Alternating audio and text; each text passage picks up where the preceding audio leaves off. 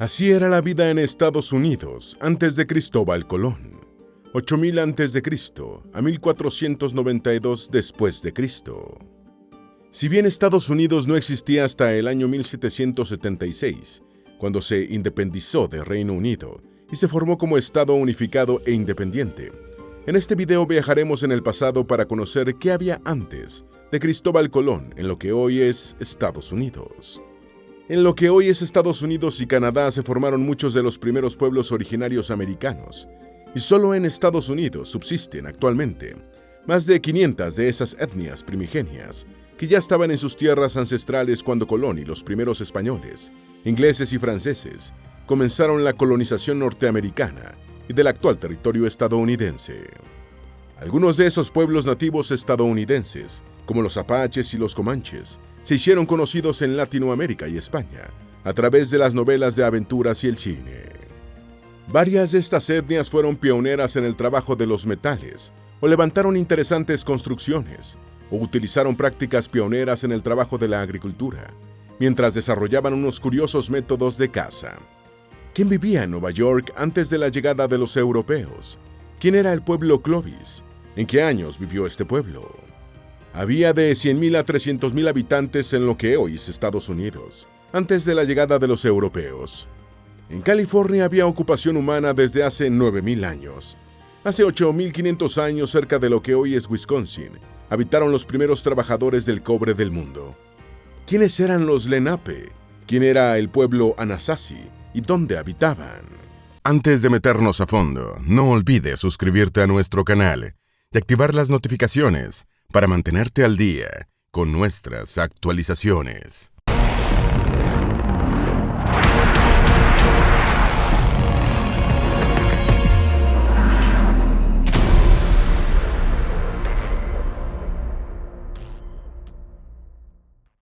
¿Quiénes eran los Clovis?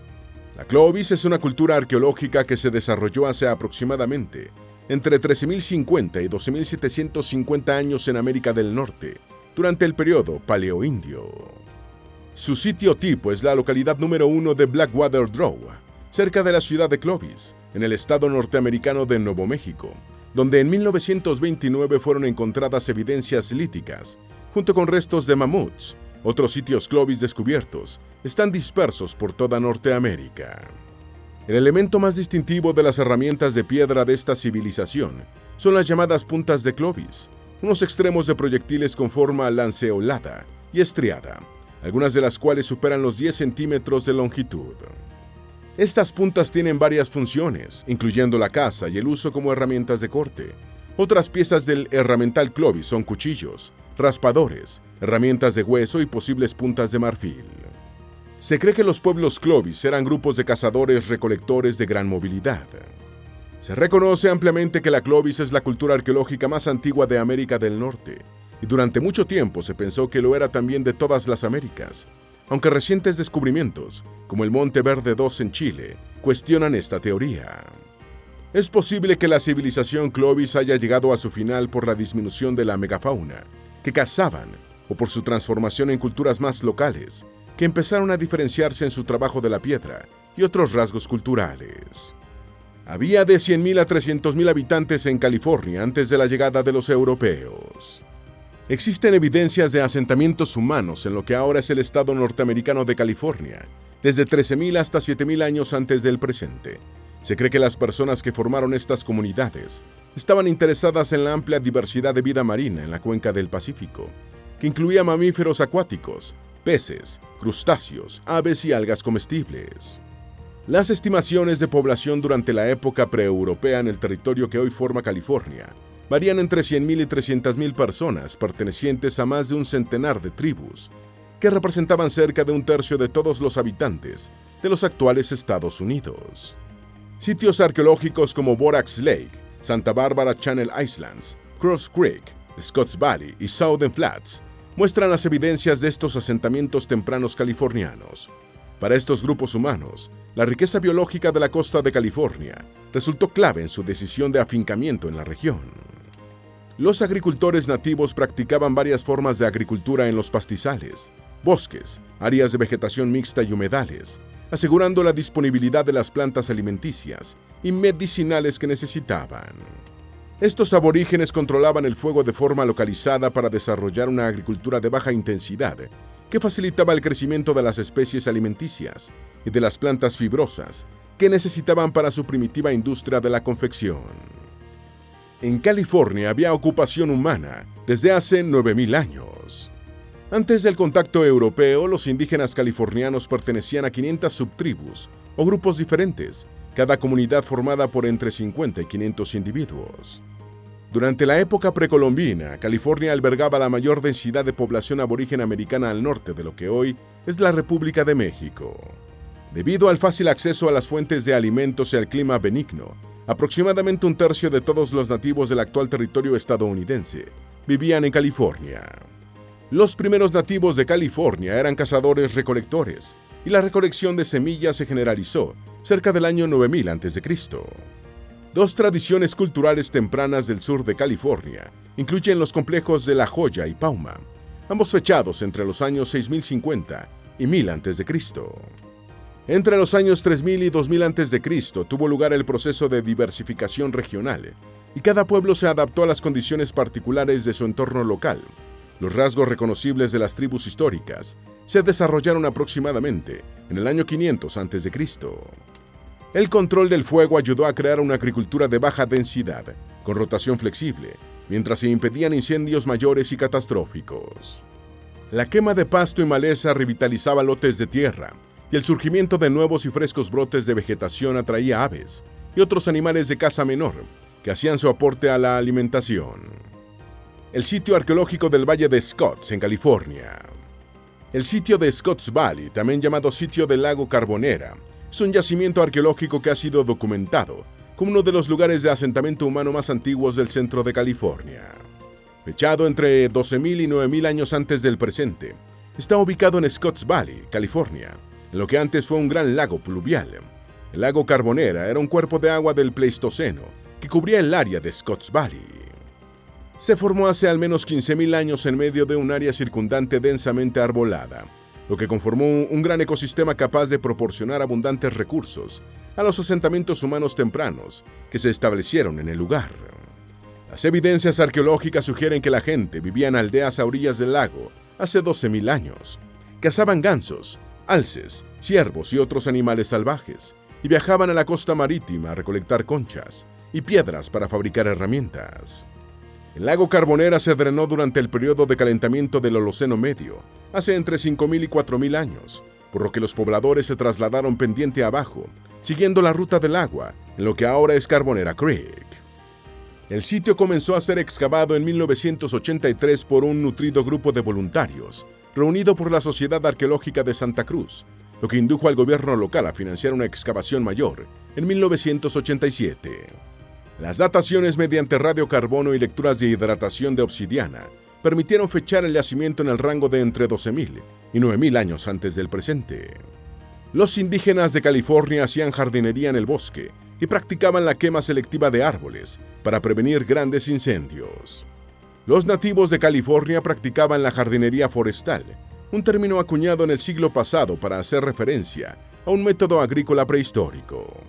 Consiste en un sistema de producción de alimentos y agroforestería sostenible y de bajo mantenimiento, basado en ecosistemas forestales que incluyen árboles frutales y de nueces, arbustos, vides, hierbas y vegetales perennes, que ofrecen un amplio abanico de posibilidades alimentarias a los humanos. Es una práctica utilizada desde la prehistoria para asegurar alimentos en áreas tropicales y templadas, que en los años 1980, el horticultor inglés Robert Hart definió como jardinería forestal. Los jardines forestales son posiblemente la forma más antigua de uso de la tierra y el agroecosistema más resistente del mundo. Aparte de su uso prehistórico en California, en la década de 1930, arqueólogos del Smithsonian observaron aldeas de las primeras naciones en Alaska, con jardines forestales llenos de nueces, frutas de hueso, bayas y hierbas. Los primeros aborígenes de California preparaban cuidadosamente sus predios para la práctica de la jardinería forestal. Esto incluía la eliminación selectiva de árboles, para quitar los dañados e impedir contactos entre los follajes que facilitaran la propagación de incendios. Estas arboledas selectivas mitigaban la cantidad de sol que caía sobre las especies menos resistentes a la radiación solar, mientras permitían proporcionar suficiente luz para las de ambiente más soleado. Hace 8.500 años, en lo que hoy es Wisconsin, habitaron los primeros trabajadores de cobre del mundo. Hace unos 8.500 años, los cazadores-recolectores que vivían junto al lago Eagle, en el actual estado norteamericano de Wisconsin, forjaron una punta cónica de cobre puro, de 10 centímetros de largo, utilizada para cazar grandes animales. Esta punta finamente fabricada puso de relieve un logro tecnológico del Nuevo Mundo y un enigma, ya que un estudio reciente concluyó que la llamada antigua cultura del cobre desapareció misteriosamente mucho antes de lo que se creía. Las evidencias indican que los pueblos originarios americanos estuvieron entre los primeros del mundo en extraer metales y transformarlos en herramientas. También sugieren que un cambio climático regional podría ayudar a explicar por qué, después de miles de años, estos metalúrgicos pioneros dejaron de fabricar abruptamente herramientas de cobre y regresaron en gran medida a las de piedra y hueso. El área de los grandes lagos norteamericanos que comparten actualmente Estados Unidos y Canadá alberga los mayores y más puros depósitos de cobre de la Tierra. En algún momento los aborígenes aprendieron a calentar los minerales cuprosos, extraer el cobre y trabajarlo para fabricar herramientas y objetos. Aparte de puntas de proyectiles, esta actividad metalúrgica permitió elaborar otros artefactos de cobre, como cuchillos, hachas, algunas considerablemente pesadas, anzuelos y punzones de pesca. Actualmente no es extraño encontrar residentes de la zona que tienen cubos llenos de artefactos de cobre guardados en sus sótanos, según afirma el investigador de la antigua minería, David Pompeani, geólogo de la Universidad Estatal de Kansas. ¿Qué era el viejo complejo de cobre? El complejo del cobre antiguo es una cultura arqueológica del período arcaico de la región de los Grandes Lagos norteamericanos. Los objetos de cobre de algunos de los sitios de este complejo han sido fechados entre los años 6500 y 1580 a.C. y abarcan una amplia variedad de artefactos, incluyendo herramientas, utensilios, armas y piezas ornamentales. Las evidencias arqueológicas sobre fundiciones y aleaciones son tema de cierta controversia, y muchos estudiosos creen que los antiguos nativos trabajaban el metal en frío para conformar los objetos. El complejo más conocido es el de los Grandes Lagos Occidentales, que se remonta a 9.500 años antes del presente. Los indígenas del periodo arcaico de la región encontraron depósitos de cobre, hasta de un 99% de pureza cerca del lago superior, en vetas que alcanzaban la superficie y en pepitas de lechos de grava. Las principales canteras prehistóricas se situaban en Ice Royal, el área del río Brule, y en la península de Keweenaw. Las evidencias de minería, principalmente agujeros profundos excavados en la roca, se han encontrado en los alrededores del lago superior, así como en las actuales provincias canadienses de Ontario y Manitoba. Estas culturas trabajaban el cobre mediante calentamiento, recocido y martillado, produciendo una variedad de artículos para su uso y para el intercambio comercial con otros pueblos. Hace cerca de 3.000 años el cobre se fue restringiendo a la confección de joyas y otros artículos relacionados con el estatus social en la región, en lugar de destinarlo a herramientas. ¿Quién vivía en Nueva York antes de la llegada de los europeos? Según las excavaciones arqueológicas, los primeros humanos llegaron a la región de la actual ciudad de Nueva York hace unos 9.000 años. Sin embargo, la zona fue abandonada, probablemente debido al calentamiento del clima, que trajo como resultado la extinción local de muchas especies de caza mayor que constituían el sustento de los primeros pobladores. Hace unos 3.000 años una segunda oleada de habitantes llegó a la región de Nueva York, dejando tras de sí herramientas de caza más avanzadas, como arcos y flechas. Se han encontrado restos de unos 8.000 de estos primeros campamentos repartidos por toda la ciudad. Es posible que desde entonces la región haya permanecido habitada de manera continua. Antes de la llegada de los europeos, el pueblo indígena Lenape ya practicaba la agricultura en el área mediante el método de la tala y la quema, y extraía grandes cantidades de pescados, mariscos y otros frutos del mar en las bahías regionales. En el sur de Nueva Jersey era posible recolectar almejas durante todo el año. El éxito de estas prácticas alimentarias permitió a los aborígenes de la actual Nueva York un mayor crecimiento poblacional, en comparación con los cazadores-recolectores nómadas de otros lugares. Los estudiosos han estimado que poco antes de la llegada de los europeos, quizás había unos 15.000 nativos Lenape en el territorio de la actual ciudad de Nueva York, distribuidos en cerca de 80 asentamientos. ¿Quiénes eran los Lenape? Los Lenape, también conocidos como Lenni Lenape y pueblo Delaware, son un pueblo indígena originario de los bosques del noreste de América del Norte. Su territorio histórico abarcaba la bahía de Nueva York, parte de Pensilvania, incluyendo el área de la actual ciudad de Filadelfia, el bajo valle del Hudson en el estado de Nueva York y el occidente de Long Island. El nombre Lenni Lenape proviene del Lenni, que significa genuino, y Lenape, que equivale a persona real, por lo que la denominación completa sería persona real genuina. Su nombre de pueblo de Delaware se originó al principio de la colonización inglesa, cuyos colonos rebautizaron el río Delaware con el nombre de Lord Delaware, primer gobernador de Virginia.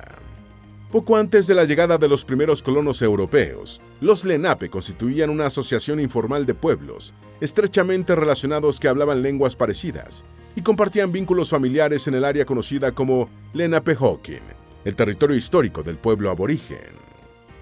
Los Lenape se identificaban en primer lugar con su familia inmediata, su clan y los demás miembros de su aldea. En segundo nivel de importancia venían los vecinos de aldeas cercanas que hablaban su mismo dialecto, y finalmente, aquellos con los que podían interactuar en lenguas mutuamente comprensibles, incluyendo el pueblo Nanticoke, que vivía al sur y al oeste del actual Delaware y al este de Maryland. ¿Cómo vivían los Lenape antes?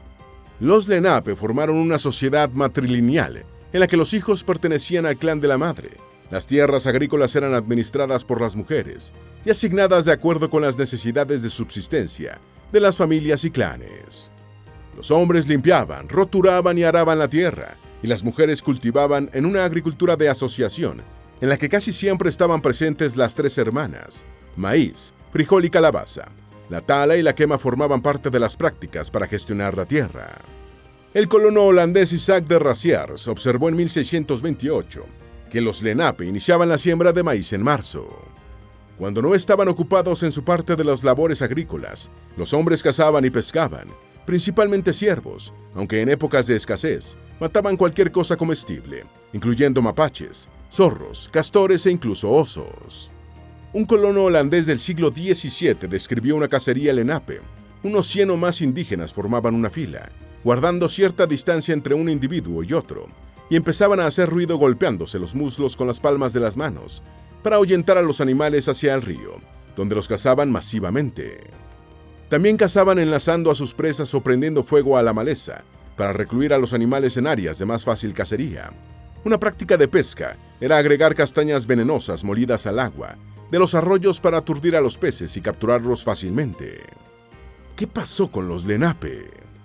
El primer contacto registrado entre un europeo y un pueblo que se supone era el Lenape se produjo en 1524. Ocurrió cuando un grupo de indios se acercaron en canoas al barco del explorador italiano al servicio de Francia, Giovanni da Verrazzano, que había ingresado a la ahora llamada Bahía Inferior de Nueva York. Al comienzo de la Guerra de la Independencia de los Estados Unidos, el histórico líder Lenape Killbuck y muchos otros jefes se declararon neutrales. Algunos Lenape decidieron tomar las armas contra los colonos estadounidenses y se trasladaron al oeste, más cerca de Detroit, donde se asentaron en los ríos Scioto y Sandusky. En 1778, Killbuck permitió atravesar su territorio al ejército estadounidense para que pudiera atacar el fuerte Detroit en manos de los británicos. En septiembre de ese año, los Lenape firmaron el Tratado de Fort Pitt, el primero formalmente suscrito entre los nuevos Estados Unidos de América y un pueblo originario norteamericano. Muchos Lenape participaron en la exploración del oeste de los Estados Unidos, trabajando como tramperos con los hombres de las montañas y como cazadores y guías para las caravanas de carretas.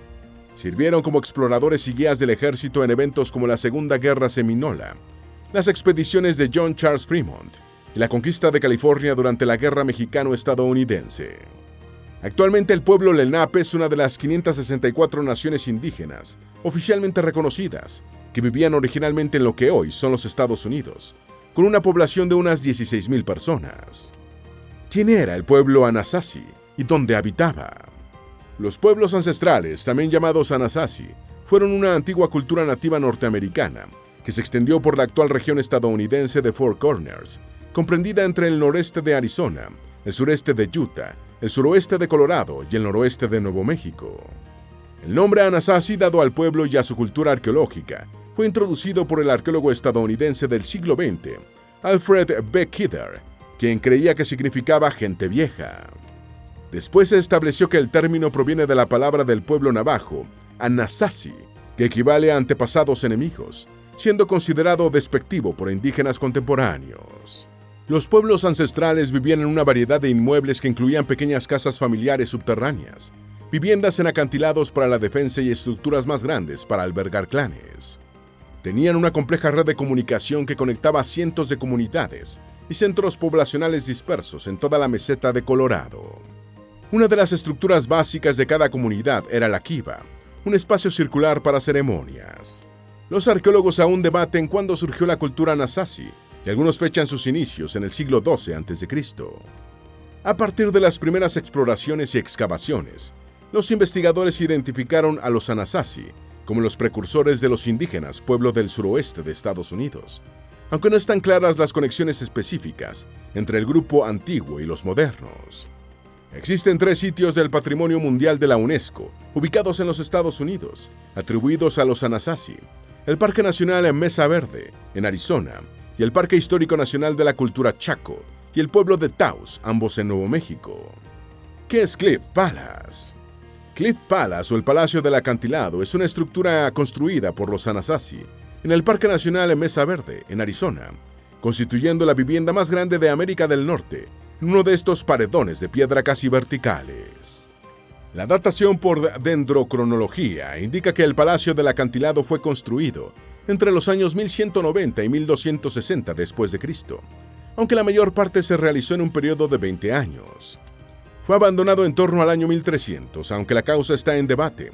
Algunos sugieren que la razón principal del abandono pudo haber sido una megasequía que interrumpió la producción de alimentos. Cliff Palace fue redescubierto en 1888 por Richard Wetherill y Charlie Mason, ganaderos arizonianos que buscaban reses extraviadas.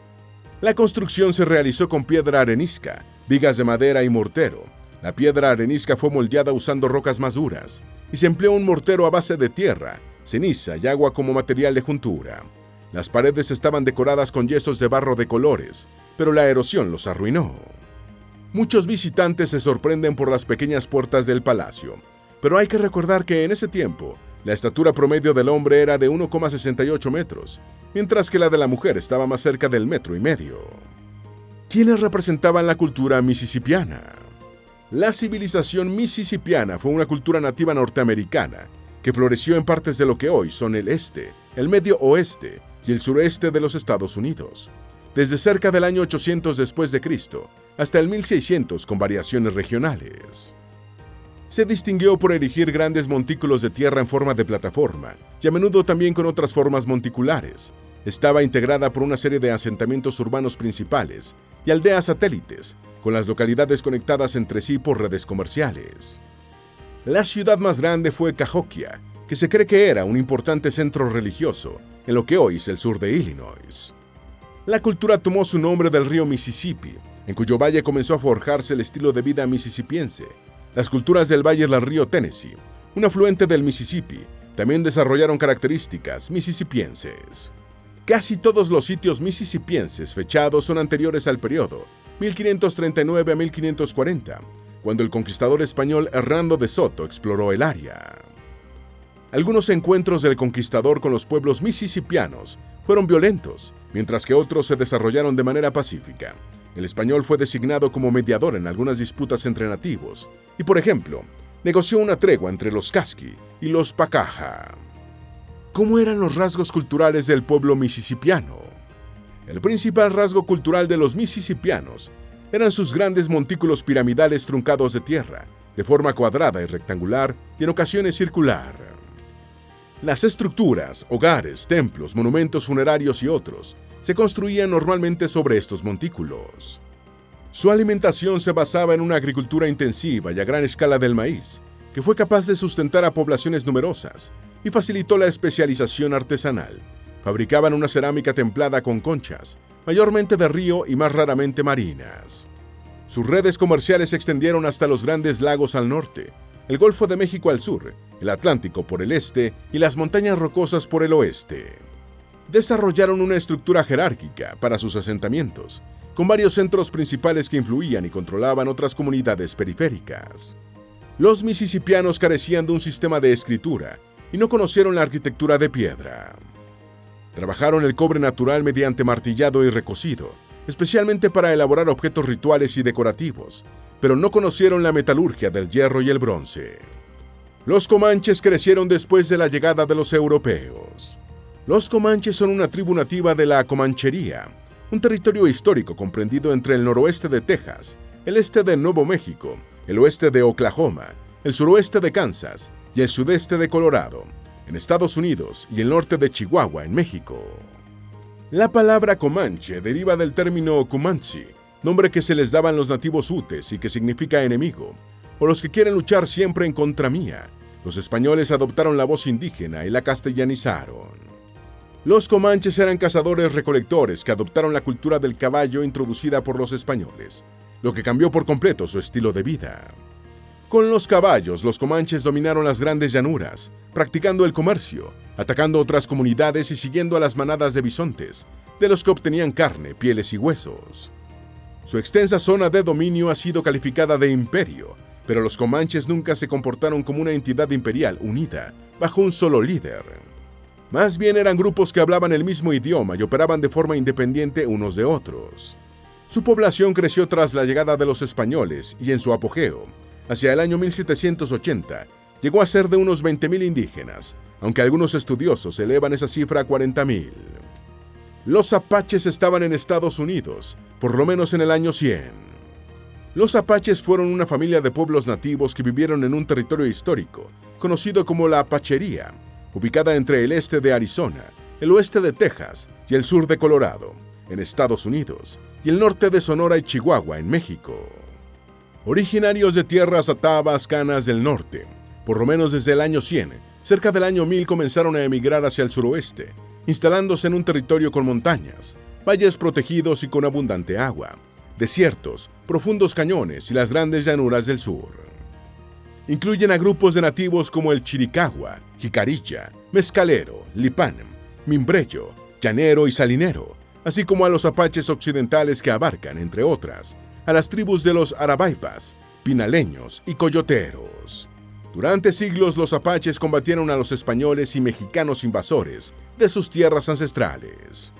Durante las guerras indias del siglo XIX, en las que enfrentaron al ejército estadounidense, fueron calificados por sus adversarios como unos guerreros hábiles y feroces.